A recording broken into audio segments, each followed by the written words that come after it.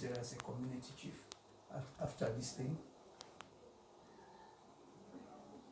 For our sexual reproductive health, we did maternal health monitoring in peripheral and community health centers. We are working in Panguma Hospital, Samaitan, Blama, trying to do what we call accountability by dialogue, see how they will be safe deliveries, what they will do, and how,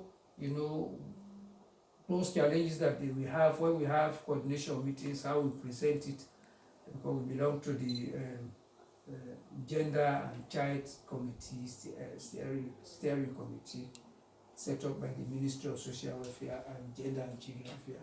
Of course, we do community dialogue on safe motherhood, peer education on teenage pregnancy, early forced marriage, and SPDV.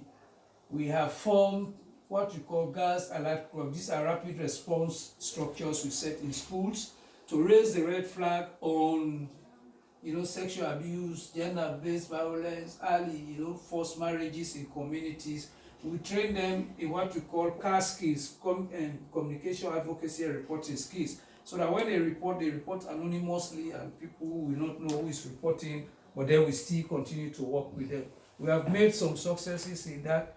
There were some villages where some early, child marriage was going on, and they reported, and we were able to work with the family support unit and aborted that in Jomuka Febu. So that's the kind of thing. Our epidemic responses, we have also been engaged in epidemic responses, the Ebola, the COVID, so for the Ebola, we are doing public education and social mobilization in Kenema and Kailam, and for the COVID-19 response, we provided food, non-food item, cash, and IPC training, in Kenema district. Of course, you can see we got support from Osiwa. That was for the Ebola activities. We produced 1,500 chiefdom bylaws on the trained 42 community educators, provided 60 Veronica buckets, and then we were able to reach 12,665 people with Ebola awareness messages. This is our activities in the COVID. We got some money from Evan Cornish, where we were able to support 60 families and their children with food, non-food items, and hygiene materials. We also supported 5 quarantine homes in Kenema with baby food, sanitary materials, rice, and condiment. The reason behind this was that in those quarantine homes, we believe that their being there was not their making. This was a disease, an illness, and when they were there, they have limitations. They don't have, especially women, they have special needs. Like, they will need sanitary pads, but those things at the starting was not provided. In fact, it was not in any of those packages that, so we decided to pick that up with our partners, and we were able to get some money that we did. Baby food as well, because they are only providing food for the adults, and so the babies that were there, we decided to give them some support.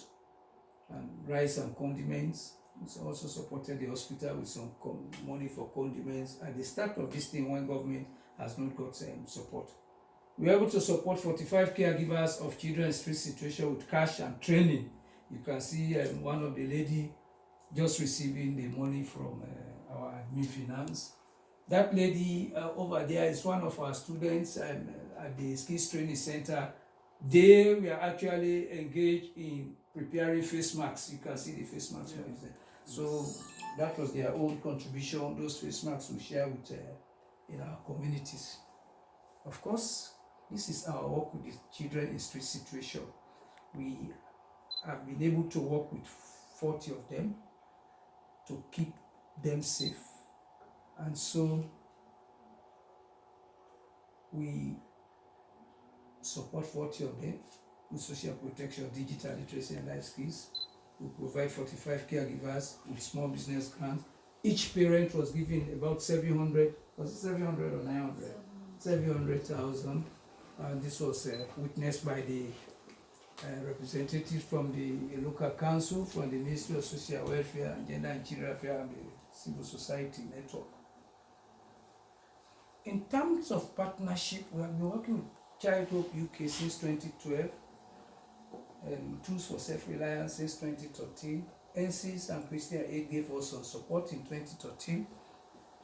Osiwa, of course, we worked between 2014 and 2016 at the end of the Ebola stuff, and Consortium for Street Children was supporting our street children in street situation. Thank you. Thank you.